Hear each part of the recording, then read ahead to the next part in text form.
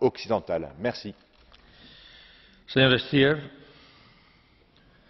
Mr. President, we need to break the link between minerals and conflict, and thus we need a regulation that will be enforceable and that will be adequate. We need mandatory certifications for smelters and refiners, and we need to put, of course, also pressure on smelters and refiners that are outside the EU. That's why in the DEVE committee we included also the importers in the mandatory certification.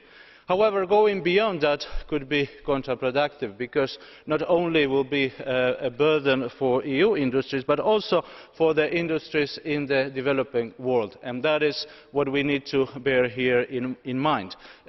We cannot actually restrict the access to the EU market for them, which could be a consequence of such extensive regulation. So excessive regulation could really harm the economies of the developing world and could actually cost jobs there. This should not be the aim of EU regulation. On the contrary, I think we need to focus really on an enforceable one and an adequate regulation that puts a certification that is obligatory for smelters and refiners, and, as I said, also to put the pressure on those that are outside the EU, which is the majority, by including the importers in that obligatory system. In that way, I think that we will have really a system that is enforceable and that is an added value in the effort to break the link between minerals and conflict.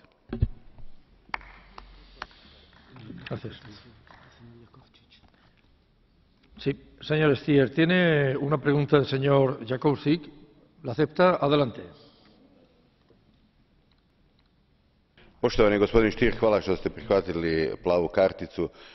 Govorili ste o potrebi označavanja proizvoda i govorili ste u suštini o potrebi sljedivosti proizvoda. Da li se slažete sa mnom da se zaista mogu prekinuti ovi ratovi i na način da se označavanjem i praćenjem sljedivosti proizvoda i svih ruda i minerala zna točno što se dešava na tom tržištu? Jer ako znamo sljedivost naranči i banana, pa valjda možemo onda i ovih skupocjenih minerala.